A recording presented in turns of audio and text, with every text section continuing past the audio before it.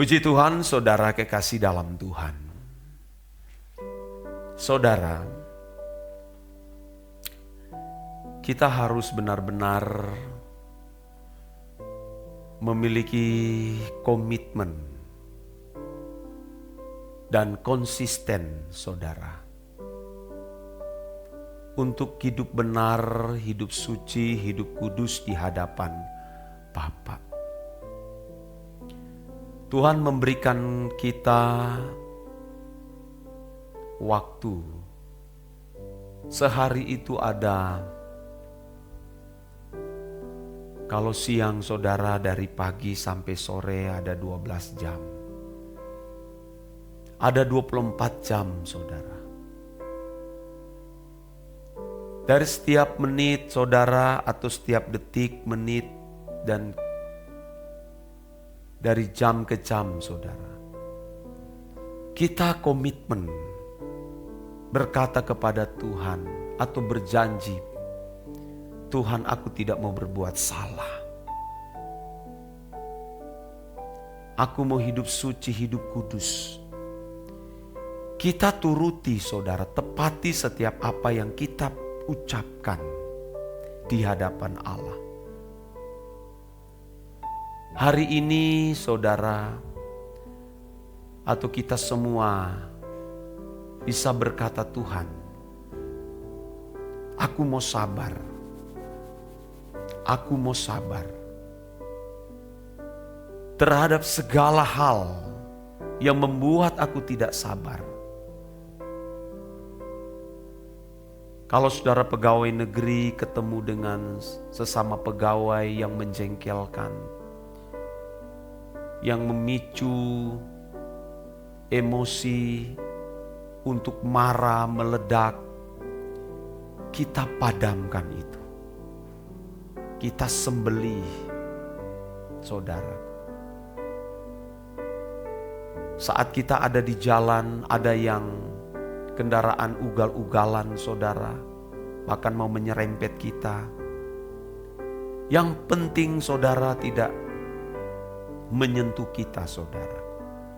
Bahkan kalau menyentuh kita, saudara, kita berlatih untuk tidak melukai perasaan Allah. Dilatih, saudara.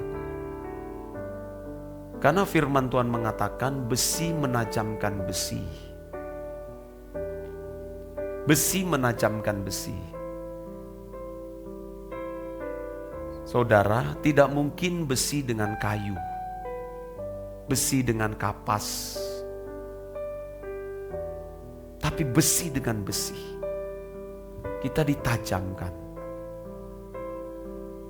Saudara yang emosian, engkau akan berhadapan dengan orang yang membuat engkau emosi. Pasti itu. Tuhan akan mengizinkan hal itu untuk melihat bagaimana engkau menghadapi orang yang emosi, yang meledak.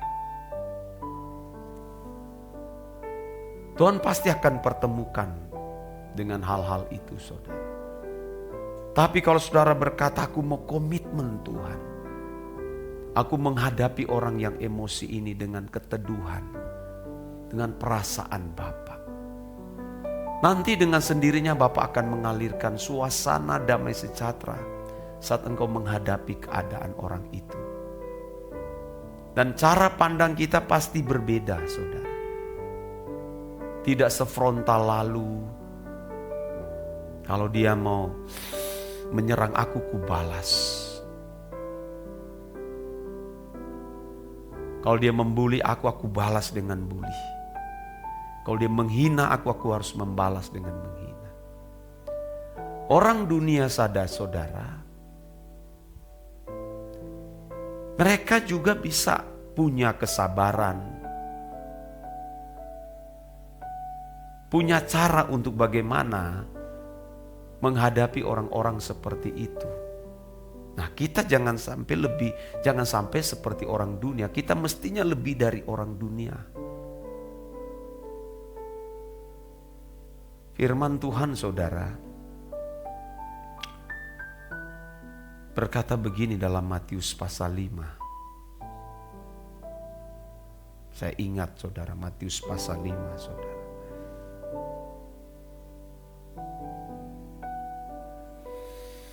Ayat 38. Mata ganti mata dan gigi ganti gigi. Ini hukum rimba. Tetapi aku berkata kepadamu, janganlah kamu melawan orang yang berbuat jahat kepadamu. Melainkan siapapun yang menampar pipi kananmu, berilah juga kepadanya pipi kiri. Wah, ini luar biasa saudara. Bahkan di ayat-ayat selanjutnya saudara.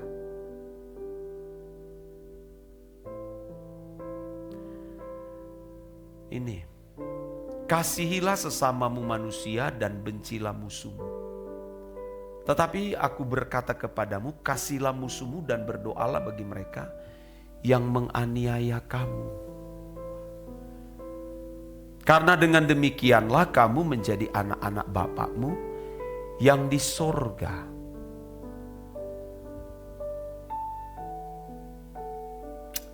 Luar biasa saudara.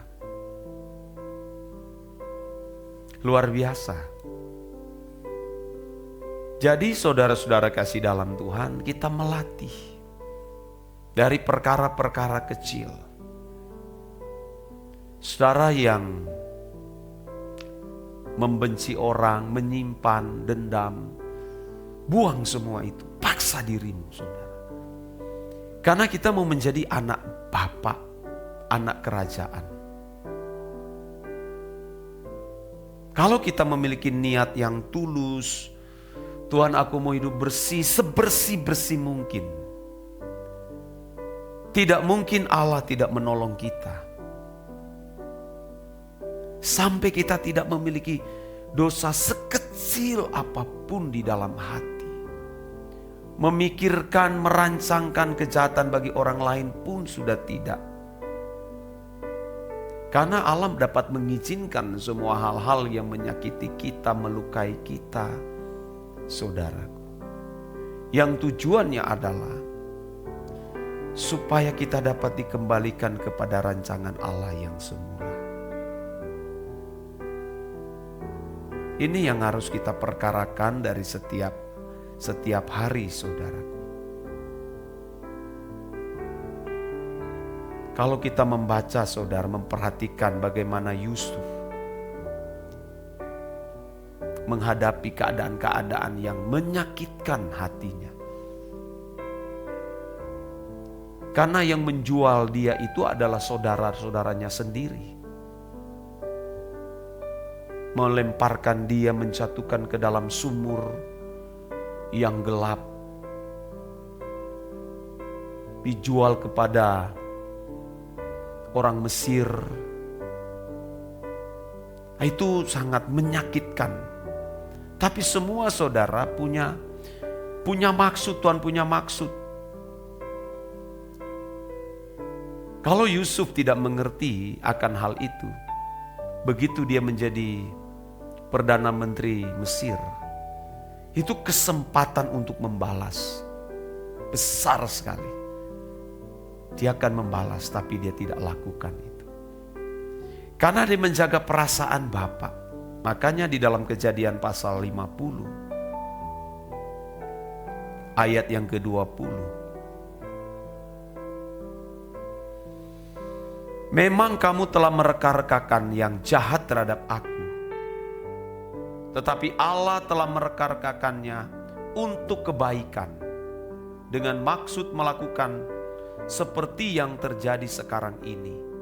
Yakni memelihara hidup suatu bangsa yang besar. Tidak tahu, manusia tidak tahu. Ternyata semua peristiwa-peristiwa yang melukai, menyakiti kita itu, ada rencana besar di balik semua itu. Kalau tidak melalui semua itu saudara, Yusuf tidak pernah mungkin menjadi Perdana Menteri Mesir. Dia tetap ada bersama-sama dengan ayahnya yang sedang menantikan musim kelaparan yang melanda di zaman itu. Tapi Allah tahu cara bagaimana melalui Yusuf ini mendapatkan perlakuan yang kasar, yang tidak baik dari saudara-saudaranya. Ternyata di balik semuanya itu, Allah menyediakan satu berkat untuk menyelamatkan saudara-saudaranya. Ini di luar nalar pikiran manusia, saudaraku. Makanya ada lagu yang diciptakan oleh Bapak Eras. Melalui semua itu, Kau mengajarkan jalan-jalan-Mu.